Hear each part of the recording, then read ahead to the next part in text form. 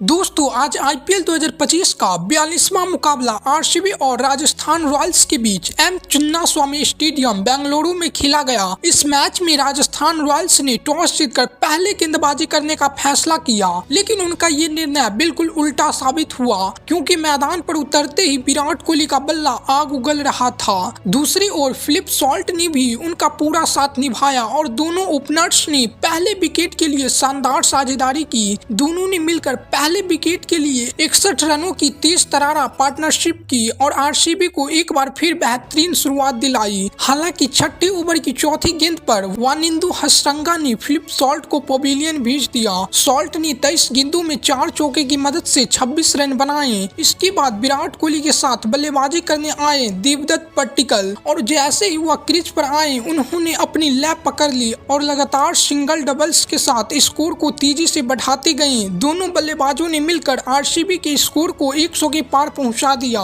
इस बीच विराट कोहली ने जबरदस्त बैटिंग करते हुए अपना अर्धशतक भी पूरा किया और मैदान पर उनकी बल्लेबाजी देखने लायक थी। वो पूरे आत्मविश्वास के साथ खेलते नजर आ रहे थे। और दोस्तों आईपीएल 2025 का यह 5वां मुकाबला आरसीबी के लिए बेहद खास साबित हुआ।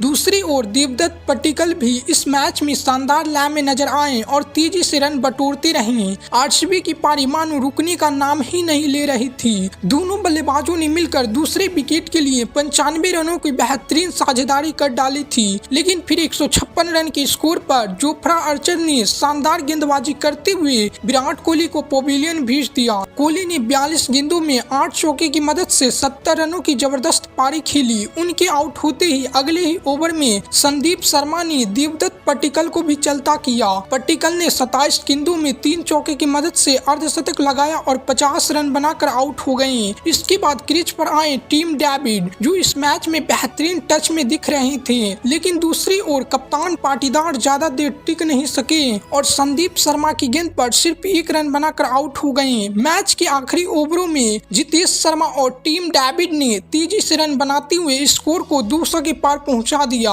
हालांकि अंतिम गेंद पर टीम डेविड 15 गेंदों में 23 रन बनाकर रन आउट हो गए, लेकिन जितेश शर्मा ने 10 गेंदों पर 20 रन की नाबाद पारी खेली। इस तरह रॉयल्स चैलेंजर बेंगलुरु की टीम ने निर्धारित 20 ओवरों में 5 विकेट के नुकसान पर 205 रन का विशाल स्कोर खड़ा किया। राजस्थान की ओर से जहां संदीप शर्मा को 2 विकेट जरूर मिले, लेकिन वे खासे महंगे साबित हुए, वहीं जोफ्रा आर्चर और वाहिंदु हसरंगा को भी एक सफलता मिली। अब राजस्थान के सामने जीत के लिए 206 रनों का बड़ा लक्ष्य था।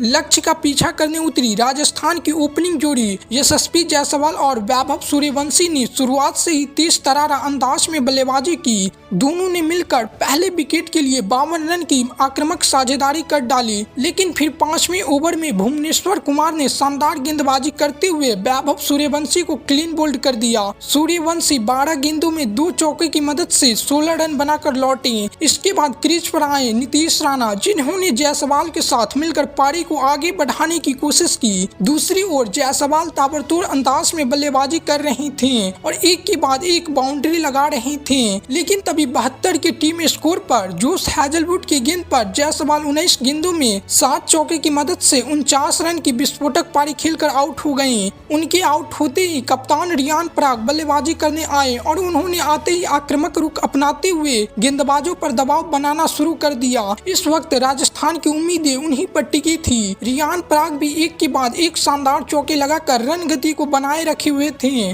लेकिन 110 रन के कुल स्कोर पर कुणाल पांड्या ने उन्हें अपनी चालाक गेंद से फंसा लिया और पराग 10 गेंदों में 2 चौके की मदद से 22 रन बनाकर पवेलियन लौट गए। इसके बाद नीतीश राणा का साथ देने के लिए ध्रुव जुड़ेल क्रीज पर आए। हालांकि इन दोनों बल्लेबाजों ने रन बनाने की रफ्तार काफी धीमी कर दी थी और मैच का टेम्पो कुछ समय के लिए धीमा पड़ गया था। मुकाबला पूरी तरह रोमांचक मोड़ पर आ चुका था और तभी एक बार फिर कुणाल पांड्या ने राजस्थान को झटका देते हुए 134 रन के स्कोर पर नीतीश राणा को भी चलता कर दिया। राणा ने 22 गेंदों पर 28 रन की पारी खेली। उधर ध्रुव जुड़ेल क्रीज पर डटे जरूर थे, लेकिन उनकी बल्लेबाजी में रनों की रफ्तार नजर नहीं आ रही थी। लगातार डॉट गेंदें टीम पर दबाव बढ़ा रही थी। इसी बीच सिमरन हेटमायर बल्लेबाजी करने आए और अब मुकाबले की सारी उम्मीदें इन दोनों बल्लेबाजों पर टिकी थी। राजस्थान को जीत के लिए आखिरी 4 ओवर में 46 रन की जरूरत थी, लेकिन तभी जोश हेजलवुड ने एक बार फिर कमाल दिखाया और हेटमायर को महज 11 रन पर आउट कर दिया। अब राजस्थान के लिए सभी नजरें ध्रुव जुड़ेल पर थी, जिन्हें अब शुभम दुबे का साथ मिल चुका था। और इसके बाद दोस्तों इस मुकाबले में ध्रुव जुड़ेल ने अचानक ही अपना गियर बदल दिया और एक के बाद एक शानदार शॉट लगाने लगे। खासकर 18वें ओवर में उन्होंने भुवनेश्वर कुमार की गेंदों की जमकर धुनाई की और अकेले उस ओवर में 22 रन ठोक डाले। यही वो पल था जब राजस्थान ने मैच में एक बार फिर जोरदार वापसी की। लेकिन जब मुकाबला अपने क्लाइमैक्स पर पहुंचा और राजस्थान को जीत के लिए 10 गेंदों में 17 रन चाहिए थे, तभी ध्रुव जुड़ेल बड़ी गलती कर बैठे और जोश हेजलवुड की गेंद पर कैच आउट हो गए। उन्होंने 34 गेंदों में 3 चौके की मदद से शानदार 47 रन बनाए। जुड़ेल की आउट होती ही अगली ही गेंद पर जोफ्रा आर्चर ने भी बिना खाता खोले पवेलियन लौट गए। अब मुकाबला पूरी तरह आरसीबी की पकड़ में आ चुका था। आखिरी ओवर में राजस्थान को 17 रनों की जरूरत थी और गेंदबाजी करने आए यश दयाल, उन्होंने पहली गेंद पर शुभम दुबे को चलता कर दिया, जो 12 रन बनाकर आउट हुए। फिर तीसरी गेंद पर वानिंदु हसरंगा भी रन आउट हो गए और इस तरह दोस्तों राजस्थान की उम्मीदें पूरी तरह खत्म हो गई और आरसीबी ने अपने होम ग्राउंड पर यह मुकाबला शानदार अंदाज में जीत लिया।